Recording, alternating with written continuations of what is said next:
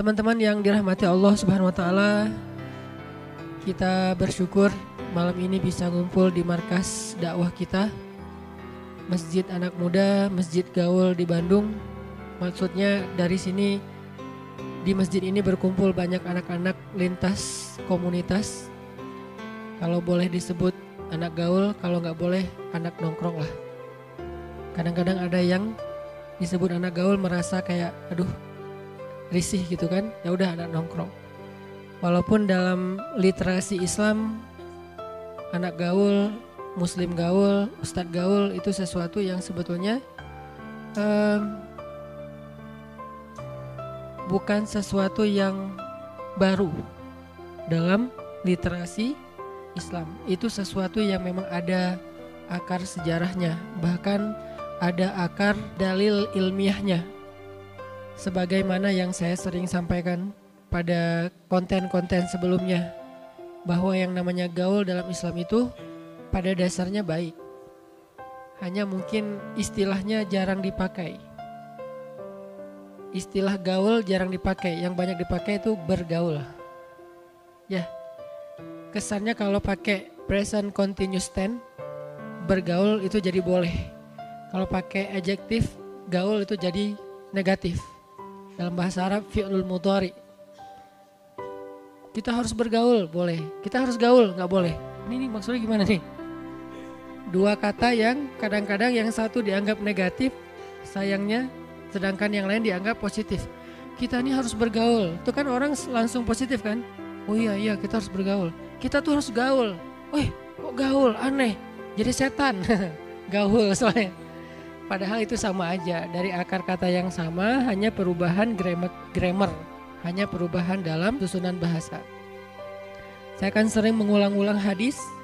Al-mu'min alladhi yukhalitun nas wa yasbir ala adahum a'zamu ajran minal mu'min alladhi la yukhalitun nas wa la yasbir ala adahum.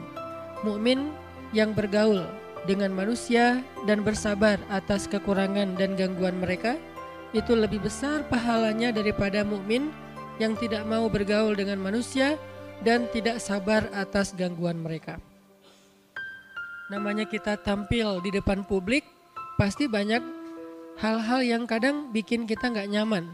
Dan dalam ketidaknyamanan itu, kalau kita bisa menjaga adab, tidak mencela, tidak membalas keburukan dengan keburukan, tidak berdebat secara panjang lebar, berarti dia yasbir ala adahum, dia bersabar atas gangguan mereka, maka a'zamu ajran, lebih banyak pahalanya daripada kita tidak tampil di depan publik, bahasa lainnya jadi public figure, tidak mau dikenal orang, tidak ada yang tahu tentang kelebihan dan kebaikan kita, syiar-syiar kita, sehingga tidak ada tantangan diperlakukan secara tidak nyaman, karena nggak terlalu tampil.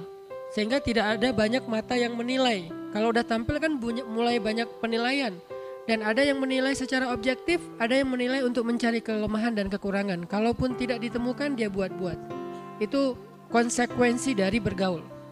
Sudah menjadi sebuah sunatullah. Konsekuensi dari bergaul, ya pasti akan digituin. Baik itu bergaul dalam kehidupan normal sehari-hari, apalagi bergaul dalam kehidupan sosial media yang bahkan mungkin orang mengenal kita banget tapi kita gak kenal dia. Searah gitu. Satu arah. Dan ketika dalam kondisi kita bergaul lalu kita diperlakukan secara tidak nyaman, baik dengan kata-kata atau dengan sikap atau dengan apapun bentuknya, dan kita bersabar. Arti bersabar bukan diam. Arti bersabar menjaga sikap. Kita tidak berlaku jahil. Jahil itu artinya kehilangan kontrol dalam sikap kita, attitude kita, akhlak kita. Kita tidak kehilangan kontrol akhlak, maka itu disebut dengan yasbir ala adahum. Maka kedudukan dia a'zamu ajran, lebih besar pahalanya minal mu'min alladzi la yukhalitun nas wa la yasbir ala adahum, daripada mukmin yang tidak tampil di depan publik, tidak bergaul dengan banyak orang. Nas di sini ada mukmin, ada yang belum mukmin, ada yang kafir, ada yang muslim tapi banyak variasi di dalamnya. Ada muslim dengan mazhab A, B, C, Z. Dan dia tidak mau bergaul dengan mereka, tidak membuka diri, tidak open minded, tidak mencoba untuk ngeblend dengan yang lain, tidak mencoba untuk melihat ada dunia lain selain dunia dia. Berarti dia tidak mendapatkan dinamika dan konsekuensi dari pergaulan. Dia tetap mukmin, hanya dia tidak lebih baik daripada tadi orang yang dengan segala macam dinamika pergaulan dan konsekuensi dari pergaulan itu. Sehingga saya sebut Masjid Al-Latif ini masjid gaul karena di dalamnya berkumpul anak-anak muda Bandung lintas genre, lintas kampus, lintas sekolah, lintas komunitas, lintas selera dan segala macam yang insya Allah semua kita mencoba untuk belajar wise, belajar lebih bijak dalam menyikapi perbedaan-perbedaan kecil sehingga nanti itu melatih kita untuk bisa lebih bijak menyikapi perbedaan-perbedaan besar. Dan itu maksud saya dengan istilah masjid gaul atau anak muda gaul.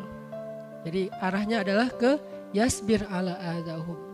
Kalau kita bergaul tapi tidak sabar dengan gangguan orang lain, maka kita tidak memenuhi syarat pergaulan secara Islami. Kita tampil depan publik tapi marah-marah.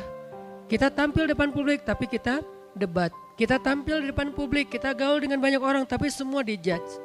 Berarti kita tidak memenuhi syarat bergaul dalam konteks hadis tadi. Karena Nabi tidak bilang gini, al-mu'min alladzi yukhalitun nas a'zamu ajran minal mu'min alladzi la yukhalitun nas. Mukmin yang bergaul lebih besar pahalanya daripada mukmin yang tidak bergaul. Enggak gitu hadisnya. Mukmin yang bergaul dan bersabar atas gangguan manusia lebih baik atau lebih besar pahalanya daripada mukmin yang tidak bergaul dan tidak bersabar atas gangguan manusia. Jadi paketnya itu bersabar atas gangguan orang lain. Itu udah satu paket. Sehingga kalau kita nggak sanggup bersabar, mungkin kita membatasi pergaulan dikenal dengan istilah uzlah, dengan berbagai macam istilah ya. Maka itu pilihan dan itu tidak masalah juga. Tapi kan kita pengen belajar yang lebih baik daripada yang sebelumnya. Jadi alhamdulillah buat saya pribadi sih bikin taklim Rabu malam di Masjid Al-Latif itu selalu bikin saya lebih happy, nyaman, kayak nongkrong di rumah sendiri gitu.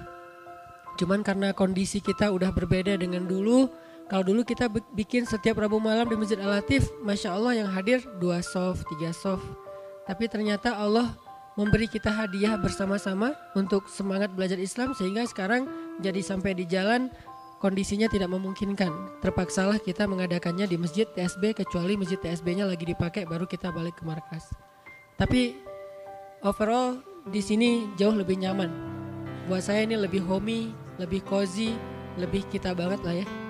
Cuman ya itu kondisinya aja. Mudah-mudahan nanti Allah juga memberi kita hadiah satu lagi masjid. Selain markas utama kita ini, nanti ada markas yang lain yang lebih besar. Yang dengan konsep dan desain yang juga anak muda banget. Dan kita bisa nongkrong di sana. Benar-benar masjid nongkrong. Arti masjid nongkrong itu emang kita bisa ngerasain nyamannya nongkrong di masjid lebih daripada nyaman nongkrong di tempat-tempat yang lain. Kita menyebutnya masjid anak muda.